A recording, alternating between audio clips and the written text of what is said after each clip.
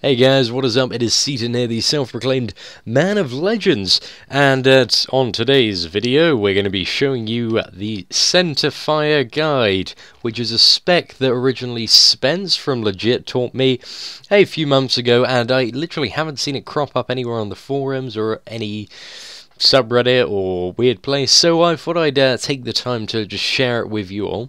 So it's essentially Purifier mixed with Sentinel, and it's absolutely incredible for healing expert dungeons. Now, the reason why you have this mix is Purifier on its own is an absolutely brilliant single target tank healing spec, but when it comes to experts, it just doesn't have enough sustainable AoE for a lot of the fights, so it really kind of relies on the 61 point Flame of Life to actually do a bit of AoE healing. Now, what the Sentinel brings in is it brings in Marked by the Light, and also Enraptured Breath and Word of Life, and also Healing Communion, which I never really use. So all these kind of little heals provide a lot of passive healing and a very good way to top additional party members up, which makes it absolutely perfect for doing experts and also solo healing some of the 10-man raids like Drowned Halls and also Triumph of the Dragon Queen.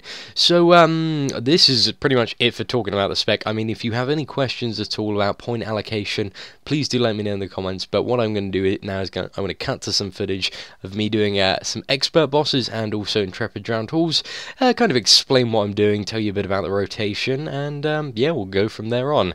See you in a bit, guys. So with the magic of video editing, just like that, I am back again. And we are in expert Deep Strike Mines at the moment on the first block boss.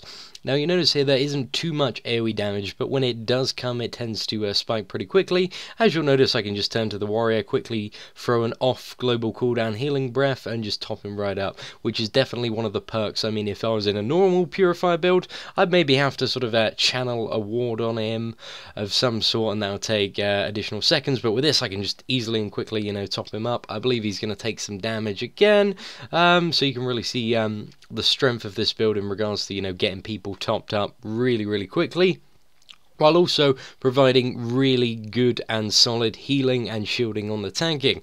Because 61 Purifier, while it's good in experts, is pretty overkill for most tanks because the shielding is just so damn good with it. So the standard rotation, I mean, if you've read my 61 Purify guide, it's fairly similar to that. So basically you'll want to just be spamming, one Ward of Flame on the tank, and then one Ward of Fire, Ward of Flame, Ward of Fire, back and forth. Get those 3 stacks from Ward of Flame, and then cast 1 Ward of Fire. But the only thing is, off your heals, you're going to get an instant free off global cooldown healing breath, and when somebody's taking damage, all you need to essentially do is target that person and cast the healing breath on them, and that will quickly top them up, and also add some splash healing to the raid via your Mark of the Light buff that you have in yourself, which is really cool. And also when you're doing single target healing, all the other targets are getting healed by Mark by the Light. Now this isn't a huge amount of healing, but it is enough to be pretty it's a nice little top up and bolster to people. As you can see, moving on to Intrepid Drowned Halls, when somebody got quickly yanked in, then the healing breath quickly tops them up. And apart from that, the tank healing is strong enough, even in a 10-man raid, to keep Fufi alive here. As you can see, he's taken a bit of a battering, which is fairly expected because we have the boss and an additional mob, but at the moment you'll see I'm actually solo healing this, so I am the only person in charge of healing at the moment. I know most Drowned Halls groups like to go with 2 people, but with this guide and a bit of practice, hopefully you yourself will be able to get into the pattern of solo healing Drowned Halls, which is a very exciting endeavour. Now this will work on every boss in Drowned Halls apart from the 3rd one. Well, it probably will work on the 3rd one, providing people don't derp and run away, but it's best to use Warden on that. Now, I think one thing that I should cover as well is the cooldowns in the spec. Now, you have slightly less cooldowns than 61 Purifier in regards to single target, but you have the Sentinel cooldown, which reduces damage taking on the target by 40%, and you also have the lovely Rite of the Forge, but unfortunately in the spec you don't have Fiery Will to combine it with. So you still have two extremely strong cooldowns at your disposal. And also another thing you're going to want to do in this spec, especially in Drowned Halls, I mean not so much in Experts, but in Drowned Halls if you're attempting to solo heal it, Latent Blaze is going to be a very valuable heal to you, just because on fights like this one, and also the last boss, the tank does get pounded, so you want to be quick to refresh Latent Blaze if it does proc. Now, I think the best thing by far about this spec is just I find it really fun to play. It's easy to do, and yeah, it takes no time to get used to. The best thing as well is if you're in an expert dungeon, you can actually preemptively shield every member of your party.